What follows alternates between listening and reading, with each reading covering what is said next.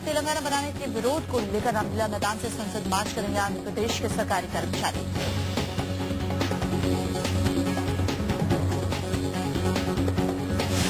दिल्ली में तेलंगाना के खिलाफ होने वाले प्रदर्शन को देखते हुए सुरक्षा के पुख्ता इंतजाम। आज संसद में पेश हो सकता है तेलंगाना बिल। आंध्र प्रदेश के बंटवारे के खिलाफ प्रदर्शन कर रहे जगन मोहन पुलिस हिरासत में। आंध्र के सीएम किरण कुमार रेड्डी दे सकते हैं इस्तीफा। तेलंगाना पर थम नहीं रही है तकरार। सरकार पर दबाव बनाने के लिए 6 ट्रेनों में भरकर जंतर मंतर पर पहुंचे लोग। वाईएसआर कांग्रेस प्रमुख जगन मोहन रेड्डी ने लोकसभा में हुए पेपर स्प्रे कांड का जिम्मेदार कांग्रेस को ठहराया। बोले कांग्रेस ने बनाई थी संसद में हंगामे की योजना। संसद में पेपर स्प्रे कांड में निलंबित सांसदों में जगन मोहन भी शामिल। 16 सांसदों को किया गया था निलंबित। संसद में सोमवार को भी गूंजा तेलंगाना अलग करने की मांग। सीमांध्र के सांसदों ने मचाया हंगामा। कड़पा से सांसद जगन ने कांग्रेस पर प्रहार करते हुए कहा कि चुनावी फायदे के लिए वो राज्य का बंटवारा कर रही है। जगन ने राजनीतिक दलों से तेलंगाना विधेयक का विरोध करने की मांग की। आम आदमी पार्टी के बाद कांग्रेस ने लोकसभा चुनाव के लिए तय किए 90 उम्मीदवारों के नाम। लिस्ट में किसी भी सिटिंग एमपी का नाम नहीं। कांग्रेस की चुनाव कमेटी ने यूपी, उड़ीसा, झारखंड, छत्तीसगढ़, कर्नाटक से नाम तय किए। यूपी से 21 प्रत्याशियों का नाम किया जारी।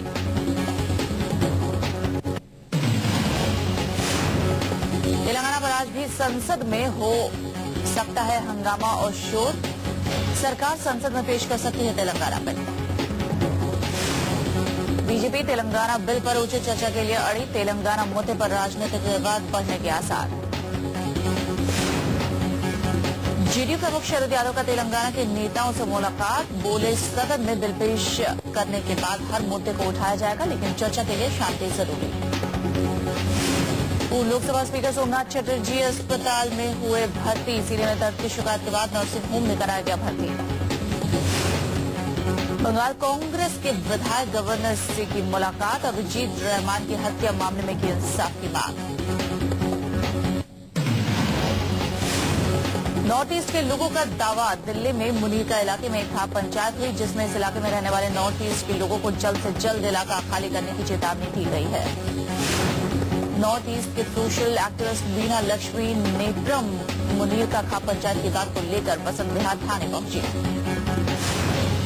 दिल्ली में रहने वाले नॉर्थ ईस्ट के तमाम छात्रों ने मुनीरका खाप पंचायत के फैसलों पर ऐतराज जताया है। उनका इल्जाम है कि अपने मुल्क में इनसे आखिर बेगाने जैसा सलूक क्यों किया जा रहा है।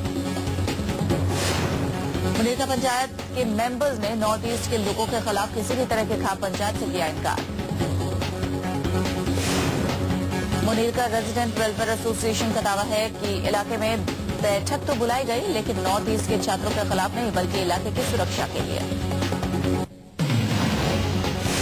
सुप्रीम कोर्ट पूर्व प्रधानमंत्री राजीव गांधी हत्याकांड में 3 दोषियों की सजा फांसी से उम्र कैद में बदलने पर आज फैसला सुनाएगा।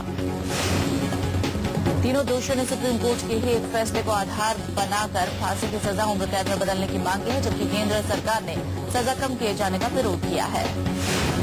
महाराष्ट्र में टोल टैक्स के खिलाफ एमएनएस के आंदोलन के दौरान सरकारी संपत्ति को हुए नुकसान की भरपाई राज ठाकरे से की जाएगी। महाराष्ट्र के गृह मंत्री आर पाटिल का कहना है कि चुनाव आयोग की मशीनरी के जरिए राज ठाकरे की संपत्ति जब्त कर नुकसान की भरपाई की जाएगी।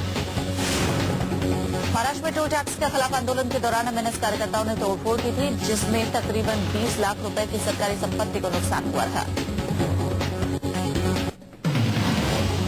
अंतरिम बजट पर डीएमके अध्यक्ष एम करुणानिधि की टिप्पणी। बोले चिदम्बरम का बजट भाषण भारत निर्माण विज्ञापन जैसा।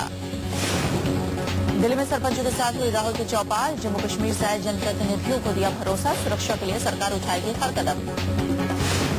कांग्रेस उपाध्यक्ष राहुल गांधी की चौपाल में पंचायत एसोसिएशन के चेयरमैन सफीक मीर और कांग्रेस नेता सैफुद्दीन सोच रहे मौजूद। राहुल के सामने रखी इलाके की समस्या। चुनाव से पहले राहुल की चौपाल पर चर्चा जारी। दिल्ली में एनजीओ में काम करने वालों से की मुलाकात। राहुल गांधी ने विपक्ष से की अपील। बोले 6 एंटी करप्शन बिल को विपक्ष पारित कराने में करे मदद। केंद्रीय मंत्रिमंडल की सिफारिश पर दिल्ली में राष्ट्रपति शासन लागू। राष्ट्रपति ने औपचारिक रूप से अरविंद केजरीवाल सरकार का इस्तीफा किया स्वीकार। शीला दीक्षित के खिलाफ प्राथमिकी मामले की सुनवाई चली। केजरीवाल सरकार ने दर्ज करवाया था केस। फेमस गायिका जसविंदर नरूला ने ज्वाइन की आम आदमी पार्टी के झाड़ू यात्रा में होंगे शामिल। भूतपूर्व हॉकी कप्तान धनराज पिल्ले हुए आप में शामिल, आपके कैंपेन में शामिल होंगे धनराज। आम चुनाव के लिए आपकी पहली लिस्ट पर पार्टी के भीतर बगावत के फिर लुधियाना से फुल्का और नागपुर से अंजलि दम्मानिया को टिकट दिए जाने का विरोध। केंद्र सरकार पर केजरीवाल का हमला, सीआईआई के कार्यक्रम में बोले भ्रष्टाचार के चलते उद्योग लगाने से डरते हैं बिजनेसमैन, सिस्टम बदलने की जरूरत। सीआईआई के कार्यक्रम में दिल्ली के पूर्व सीएम केजरीवाल ने केंद्र के मंत्रियों पर साधा निशाना, मोटी पगार के बाद भी कई मंत्री हैं भ्रष्ट। दिल्ली के पूर्व सीएम अरविंद केजरीवाल ने केंद्र के अंतरिम बजट पर बोला हमला, बोले ईमानदार राजनीति के बिना कुछ भी संभव नहीं। अन्ना पर केजरीवाल का सबसे तीखा हमला, कहा अरविंद के दिल में देश नहीं सत्ता की भूख, भ्रष्टाचारियों की लिस्ट पर कहां है सबूत। एसपी नेता नरेश अग्रवाल ने केजरीवाल पर बोला हमला, कहा अन्ना हजारे और केजरीवाल एक ही छत के नीचे रह रहे हैं। अन्ना ने केजरीवाल के बारे में कुछ बोला है, अगर इससे ज्यादा बोलते तो और अच्छा होता। आम चुनाव से ठीक पहले वित्त मंत्री पी चिदम्बरम ने लोकसभा में पेश किया अंतरिम बजट, वित्त मंत्री के तौर पर चिदम्बरम का 8वां बजट। अंतरिम बजट में इनकम टैक्स स्लैब में कोई बदलाव नहीं, हालांकि कई प्रोडक्ट पर एक्साइज ड्यूटी घटाकर वित्त मंत्री ने आम आदमी को दी राहत। 4 महीने के अंतरिम बजट में सरकार को वोट की फिक्र, कारें, फ्रिज, टीवी, मोबाइल सब कुछ होगा सस्ता। छोटी कारों और मोटरसाइकिल पर एक्साइज ड्यूटी घटकर 12 से 8%, एसयूवी पर एक्साइज ड्यूटी 30% से घटकर 24% हुई। बड़ी और मिड सेगमेंट कारों पर 20% एक्साइज ड्यूटी, लेकिन छात्रों को दिया बड़ा तोहफा, एजुकेशन लोन पर ब्याज होगा माफ।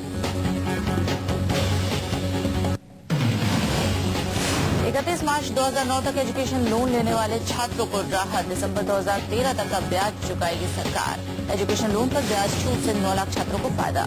वित्त मंत्री ने दी 65,000 करोड़ ईंधन की सब्सिडी, कृषि लोन में 2% ब्याज की छूट लागू रहेगी। पूर्व सैनिकों को वित्त मंत्री का सबसे बड़ा तोहफा, 1 रैंक 1 पेंशन योजना मंजूर, 30 लाख सैनिकों को फायदा। वित्त मंत्री ने आम चुनाव से पहले खाद्य सुरक्षा बिल के लिए 1.25 लाख करोड़ दिया, रेल विकास अनुदान 26 से बढ़ाकर 29,000 करोड़ कर दिया। वित्त मंत्री ने लोकसभा में अंतरिम बजट पेश करते हुए बताया कि विदेश में गुमनाम भारतीय खातों की जांच में तेजी आई है और अब तक काले धन के 67 मामलों की मिली जानकारी। इस साल वित्तीय घाटा 4.6% रहा, वहीं चालू वित्तीय घाटा 88 से घटकर हुआ $45 बिलियन। चिदम्बरम ने कहा पिछले बजट के मुकाबले महंगाई दर घटी। वित्त मंत्री पी चिदम्बरम ने बजट पेश करने के दौरान बताया कि देश में चीनी, तिलहन और कपास का रिकॉर्ड उत्पादन हुआ, देश की कृषि विकास दर 4.6% रही।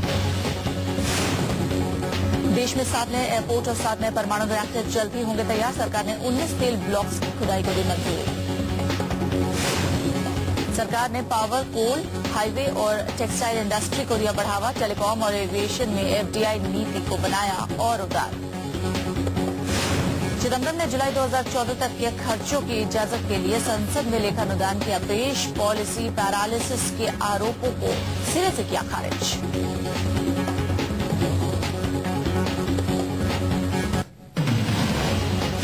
वित्त मंत्री पी चिदम्बरम ने लोकसभा में तेलंगाना पर सांसदों के शोर शराबे के बीच बड़ा बजट भाषण जमकर किया सरकार की उपलब्धियों का बखान।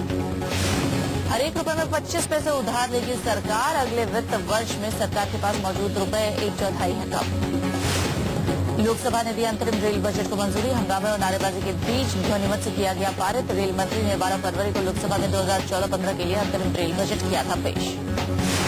उद्योग जगत ने पेश अंतरिम आम बजट को बताया संतुलित। फिक्की के अध्यक्ष सिद्धार्थ बिरला ने कहा बजट पूरी तरह से अपेक्षाओं के अनुरूप। पीएम मनमोहन सिंह ने अंतरिम बजट को कहा काफी संतुलित, पिछले 10 साल की उपलब्धियां पेश, सरकार को है गर्व। कांग्रेस उपाध्यक्ष राहुल गांधी ने 1 रैंक 1 पेंशन का किया स्वागत, बोले पूर्व सैनिकों की लंबे वक्त से चली आ रही मांग स्वीकारना ऐतिहासिक फैसला। रक्षा विशेषज्ञ भारत वर्मा ने 1 रैंक 1 पेंशन के फैसले को सराहा, बोले राहुल गांधी की वजह से पूर्व सैनिकों की मांग हुई पूरी। 1 रैंक 1 पेंशन पर बीजेपी ने राहुल पर साधा निशाना। रविशंकर प्रसाद ने कहा राहुल गांधी 1 रैंक 1 पेंशन का क्रेडिट लेना चाह रहे हैं, जबकि मोदी पहले ही इसकी मांग उठा चुके हैं। कांग्रेस नेता रीति जोशी ने अंतरिम बजट की जमकर की तारीफ, बोली चिदम्बरम हमेशा बेहतरीन बजट करते रहे हैं। पेश मुख्तार अब्बास नकवी ने अंतरिम बजट पर ली चुटकी। अंतरिम बजट को बताया विदाई बजट। बोले इससे बेहतरीन तो कांग्रेस का घोषणा पत्र था।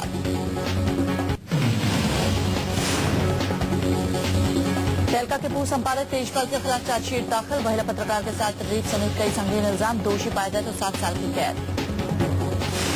पूर्व संपादक तेजपाल के खिलाफ 2886 पन्नों का चार्जशीट। सरकारी वकील ने अदालत से लगाई जल्द से जल्द केस की सुनवाई की गुहार।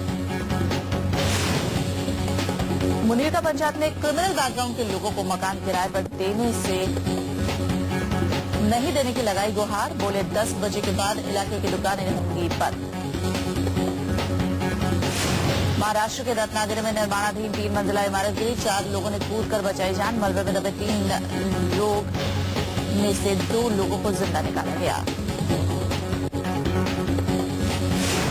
इमारत गिरने से 2 मजदूरों की हालत गंभीर। एक महिला मजदूर को बचाने का कार्य जारी। बिल्डिंग में 7 मजदूर कर रहे थे काम।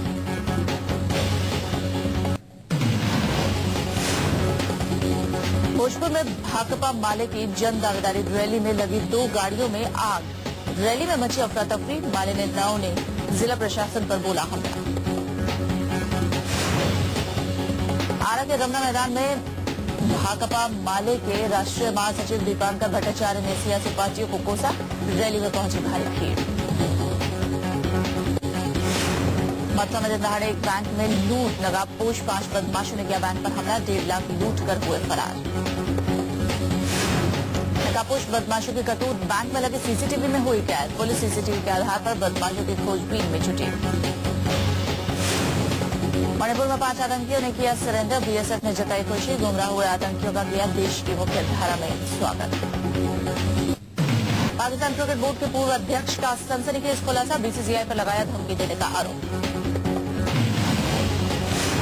अंतरिम बजट से बाजार ने पकड़ी रफ्तार। सोमवार को सेंसेक्स और निफ्टी में दिखी तेजी।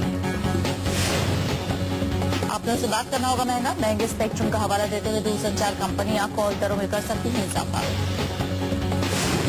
भारतीय एयरटेल लूट मोबाइल को खरीदने की तैयारी में है। सूत्रों के मुताबिक भारतीय एयरटेल लूट मोबाइल के बीच सौदा अंतिम चरण में।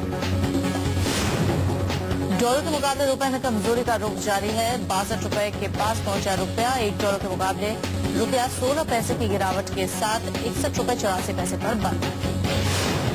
भारतीय स्टेट बैंक ने जमा दरों में 0.5% की कटौती की है।